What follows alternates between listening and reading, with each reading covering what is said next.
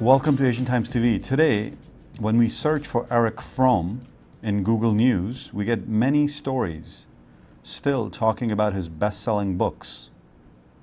In a 1958 interview, Mike Wallace described Erich Fromm as a psychoanalyst and clinician, a political activist, a social critic, and a writer committed to education. Professor Lawrence J. Friedman at Harvard University has just completed a biography of the great social commentator Erich Fromm, who came up with such big ideas as the social character, escape from freedom, the third way, and the sane society. Professor Friedman says that Fromm is read more than ever today, 50 years later, for instance, in places like Tunisia and Egypt, and among followers of the Arab Spring. So today we're going to talk to Professor Friedman about his book on Erich Fromm, as well as other issues related to his campaign work for the Obama administration, social activism, writing, biographies, while remaining active in the political scene in the United States. So, Professor Friedman, starting at the beginning, why do you think Fromm is still read today, 50 years later, from his groundbreaking ideas? Well, I would provide three key items. One is that Fromm is probably the best writer I know, making complex concepts like relativity theory, Freudian structural theory, and so forth, making them comprehensible to millions of people global-wise. He hasn't sold a book less than 1 million copies. All global. So that's a big contribution. Unlike most academics, his ideas were widely accessible, and they're important ideas. I mean, relativity theory people should know. The second variable I should offer is that every time since 1956 there's a revolt or a revolution against dictatorships, his book, Escape from Freedom, is used. And Escape from Freedom, basically, is what makes fascism, what makes allegiance to the dictator. And his answer is sadomasochism. Step on the person below and exalt the person above. So hence, in Hungary, when Hungarians are revolting against Soviet rule in 56, there's Fromm, read. When in the 1980s, there's a revolt, Lewinza and others, a revolt against the Soviets in Poland, Fromm is read. Arab Spring, Fromm is read. The most interesting example is Tunisia. The capital of Tunisia, the national police force, is on one side of a street. The biggest bookstore in the country is the other. And they've stocked Escape from Freedom and every other one of Fromm's books. According to Amnesty International observers all over the Mideast, Fromm is being read. That's how relevant he is. Every time since 56 there has been a revolt or a revolution, Fromm, Escape from Freedom, and then soon his other books.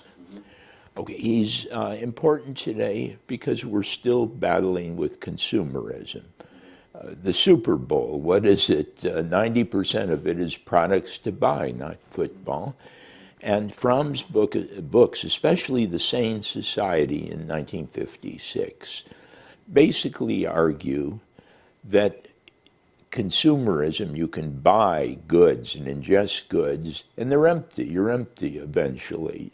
You've got to be a coherent self in a world and do something to make the world better. That's still very much relevant. And finally, his book that sells 30 million copies and is still selling everywhere in the world. America, Every Valentine's Day, The Art of Loving. And what he basically argues there is love, you got to work at it. You got to keep working at it. And love is a different thing for different peoples and different cultures. That's why it spreads all over the world. That's why it sells at least 1 million copies every year. So I would say these are the 4 important Fromm contributions. I'd add a 5th that I didn't know before I started the book. Fromm was a brilliant politician. In the Cuban Missile Crisis, right after the crisis, Kennedy called Fromm, and we can bet what the conversation is. How do I avoid a missile crisis again that almost destroys the world? And in his famous June of 1963, half a year after the missile crisis, Kennedy gave a speech basically saying, never again, trust deals with the Russians, throw out a deal, make them match it and keep going, and you'll have disarmament. That was a Fromm article in 1960 that Kennedy used right after the missile crisis. In the Daedalus Journal, I think. Daedalus, yeah. In Daedalus, he used it. Kennedy never ceased quoting that article. So he's really, I think, the reason it's called The Lives of Erich Fromm, and Mike Wallace is right, is there, look at all these lives, and every one is extremely important. Mm-hmm. Now, you're kind of unique in the sense, but in some ways similar to Fromm, in the sense that you're a historian, you're a writer, but you're also an activist. You're very politically active. So speak about that. That sort of multiple lives that Fromm led. Not only as obviously an immensely important writer, but also as a social activist who was involved in the nuclear peace movement at the time. And your trajectory as a writer, as a historian, as an activist is parallel. Can you speak about that? Well, my best historian I've ever used is William Appleman Williams. I've read his since high school, his books. And Williams begins all his books with, commit yourself and then you see. You have to be out there in the real world dealing with it or you don't see. My first venture at this, I was a 20-year-old kid in the University of California, and the university had a ban on communist speakers, and we didn't know about it, so they wouldn't let communist speakers go. They would let extreme right-wingers speak. So I sued them. My mother was head of the Southern California ACLU, and we filed suit against the university. 8,000 students and faculty signed a petition, and we won. Wow. We knocked the ban out. That's the beginnings. So that's really kind of kicked off your activist career. Yeah, that kicked it off, 20-year-old kid. Right. I wrote my first article in a journal called The Liberal Democrat on the win, why we won, and so forth. Yeah, that began it. And then, of course, you got to knock out Goldwater in '64 against Lyndon Johnson. It wasn't the warrior Lyndon Johnson yet. And so in California, I worked all over in the Johnson campaign, which was mainly a campaign to beat this nuclear weapons guy named Goldwater. Then the next big thing was the Vietnam War. I should say it was preceded in '64. I went to the Deep South. I went to Mississippi. We had what was called Freedom Summer. We were going to naively change the most racist state in the country within a summer, which of course we didn't. I worked on setting up freedom schools for whites and blacks. Kids in Mississippi don't get a good education. And for that I was arrested. I was in jail. A guy named Bob Dylan was in the same cell with me. You read the folk songwriter. Oh yeah, like Nowhere at All. Mississippi, like Nowhere at All.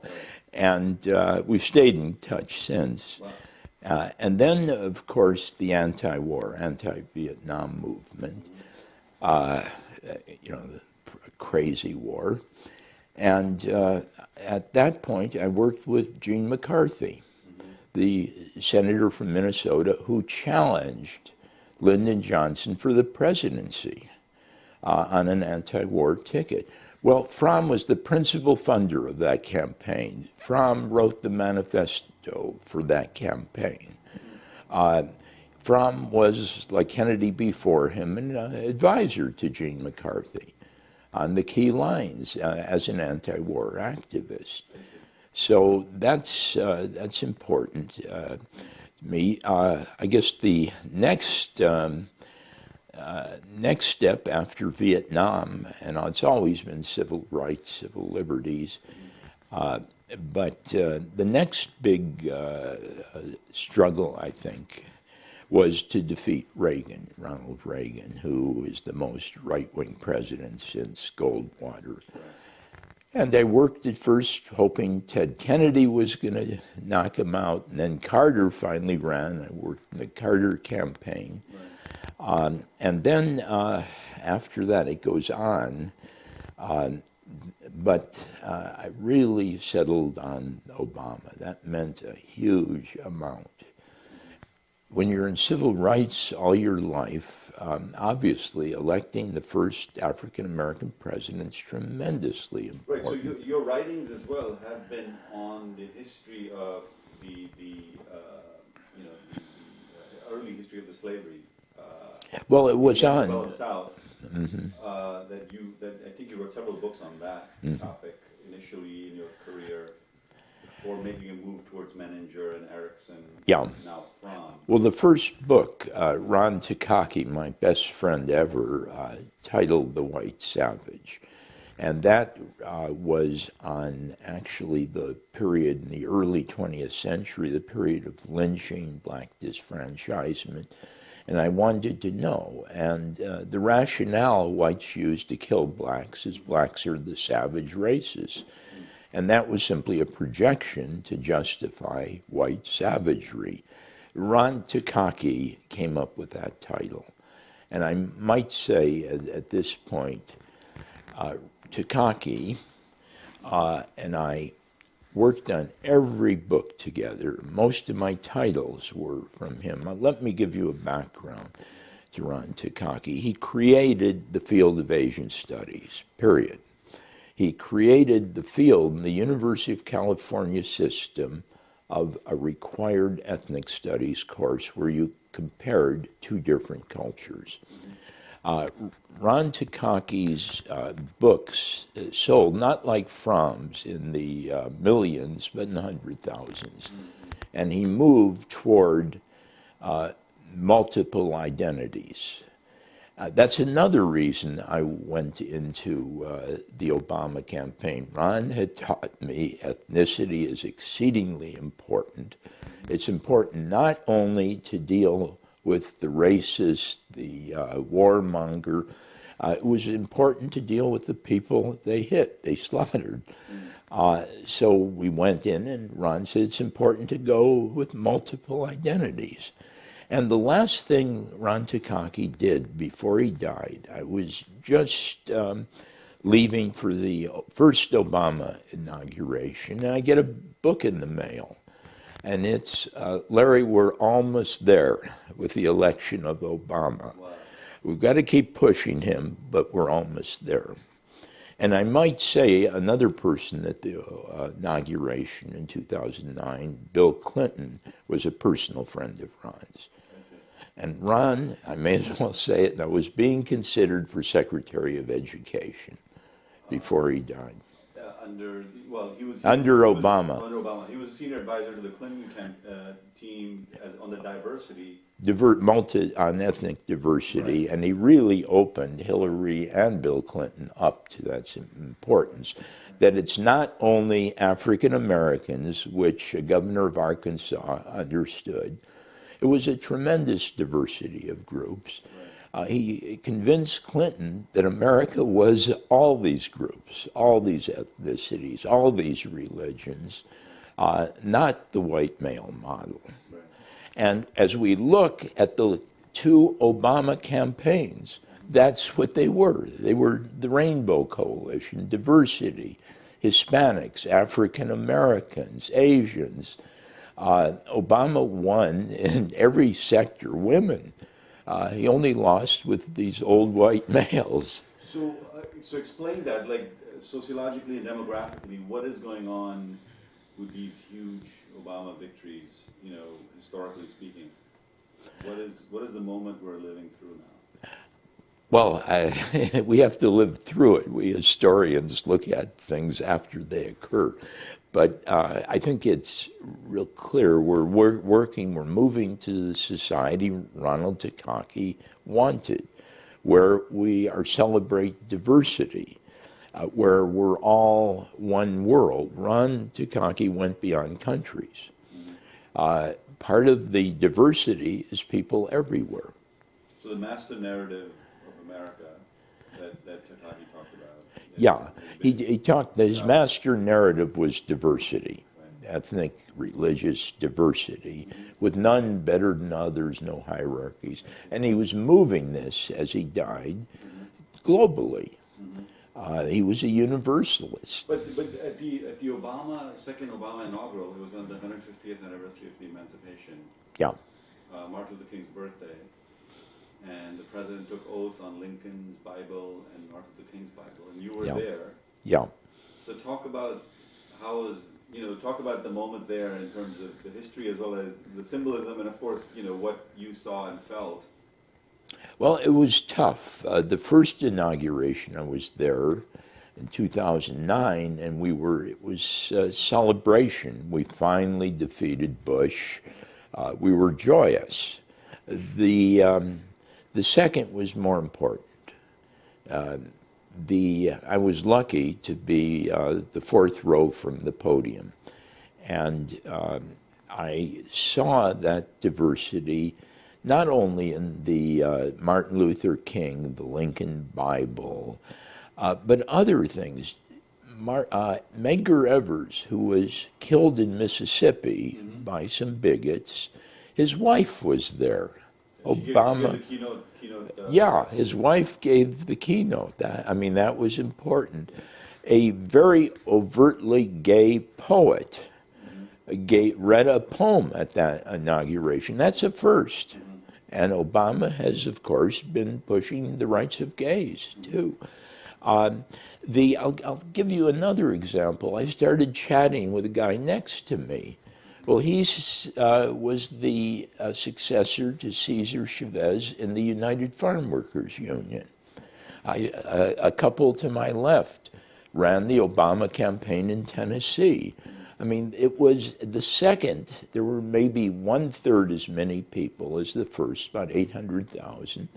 But they were deadly serious. And they knew also Obama did some bad things, as everyone does, with the drones there, with not pushing hard enough for social justice, with maybe keeping, in the Nuremberg trials tradition, not killing bin Laden, but giving him a trial, as we gave the Nazis a trial. It was much more serious, and the people who were really committed for their whole lives. And so to me it meant much more. It meant people like Ron Takaki, who've been in the struggle their whole lives. That was the kind of person that would come to the inauguration. So the re-election, you're saying the first one 4 years ago was obviously hugely important, symbolically important, historically important. Yeah. And then for policy reasons and rationale, the second victory was equally important, right? It was more important, I think. It won, first of all, the right-wing Republicans, and I guess they're all right-wing now, were campaigning to defeat him. The Senate Minority Leader, Mitch McConnell, said there's no other issue but the defeat of Obama. Well, Obama won, and Electoral College-wise, a pretty big vote. So he beat these people down. Yeah, no, you were involved with the campaign, and I kept Yeah, talking to you through the campaign. yeah. So just say a few words about how did he, what was the strategy? Because he seemed to know along the way Well, there were two. what the game One, plan was. I knew I ran the Obama campaign in Indiana in the first election in 2008. And we had been told mainly to just take McCain's money, let him commit money, but you can't win Indiana. And then 6 weeks before, I'm told you got to win now. We win every state. And so we figured out a way, the only way to win. You do everything right everywhere. Voter registration, get people to the polls, attractive display, bring Obama playing basketball through the basketball state. But in the end, the key proved to be reduce the margin of defeat in southern Indiana. Don't lose like Gore and Kerry did 70-30, lose 55-45, win everywhere else. We won in Indiana, first time since 1964. That was a big one. It was different in 2012. Here, it was not a 50-state strategy, it was swing states, maybe 10 to 12 were swing states. And I worked in the state I was born and taught and all that, Ohio. It was a rough one because we didn't know until the last few days before the election that we were going to win in Virginia and Florida. We assumed we were going to lose in both states, and Ohio became the key. Right. Obama could not win without Ohio. Right. And what was the secret in Ohio? One, it was the ground troops. Romney had the money, the media. We got people out to vote. Every single Democrat, every single minority, really majority group, we did them. The thing I had most fun in Ohio was I debated a law school professor at Ohio State who had been coming from New York maybe 18 months. And he started out with the usual Romney wiggle all over different contradictory positions. And it was my turn, and I put my prepared text in my pocket. And I said, you know, Ohio, we're Buckeyes. Buckeyes don't weave all over the place. We stick to one clear position. You are not a Buckeye.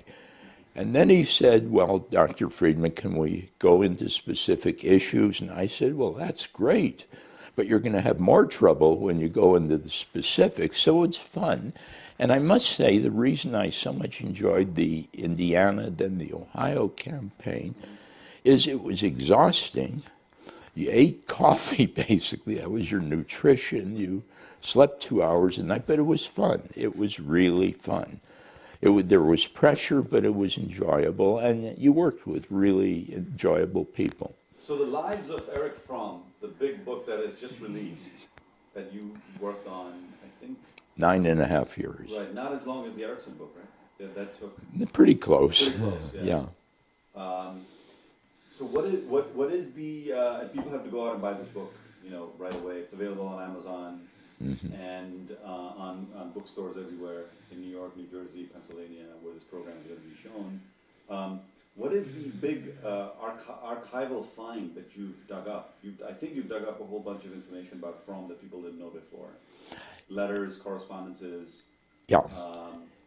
In U.S. and in Germany, right? U.S., Germany, Mexico, London, whatever. And this was a hard one to do, much harder than any other book, because Fromm had ordered his wife, when he died, to destroy all the personal correspondence. Well, that could wipe you out if you're an historian. You end up as so some... you don't have letters, you say in the book, before 1934. 34. Okay. Yeah. Okay. But some of that can be reconstructed, I think. Yeah. What you do is two things. Before 1934, he wrote a good number of essays about his early years. He wrote a number of had a number of interviews about the early years. Now, that's his perception of the early years, and you have to treat it as his perception. But it's what we had, and I think it was interesting. There were a few people still alive when I did it who were childhood friends of Fromm. There was my most valuable source by far, his cousin Gertrude Hunziker Fromm, and she was in Switzerland, in Zurich. I went every year to see her, and she showed me all kinds of letters about his childhood that we didn't know existed. So that was really important. Now, another thing I learned that graduate school doesn't teach you is that you can't destroy a letter. You can burn it, but something will be somewhere else. Somebody will get that letter. Fromm will keep a copy of the letter his wife burned. She won't burn all of them. She'll miss some. It just, all that means is the biographer has to work like hell to find all this stuff. And so it was really a hard book to read, simply to get basic information. And because of that, finds were made because others didn't know about. Among the finds I came up with is he was a founder and the principal donor of Amnesty International. He was the founder and principal donor of the Committee for Sane Nuclear Policy. He was the principal funder of the Gene McCarthy anti-Vietnam campaign. He helped get William Fulbright in Arkansas, tough place for a liberal to win, reelected every year. He was an advisor to Adlai Stevenson and gave him money. Essentially, the pattern is this. He got a huge amount of money with his books. As his royalties, he gave them away. His will... He also had a thriving practice. He was a practicing analyst. Yeah. Set up the infrastructure for psychoanalysis in Mexico. Yeah. He set up he brought psychoanalysis to Mexico. And I should explain his concept where it differed from Freud, though they were similar in a lot of ways. But the big difference is that Freud argued that the energizing force within us was the drives, the impulses, that was the power. Fromm didn't buy that. Fromm said, no, it's the interaction of the self, the full self, to the social environment around the self. So he was even like a step beyond Erikson in that respect, right? He was beyond Erikson in that he made it much clearer. Erikson was more amorphous. From the very beginning, Freud is wrong. It's the full self and the social circumstances. Freud would say in a dream, you go deep, not the manifest dream, but the deeper dream. From the latent dream to the depth dream. And Fromm didn't buy it. Fromm said... He paid dearly for it, as you point out. Yeah. Fromm said, no, the manifest dream, the outside dream, is the real world out there.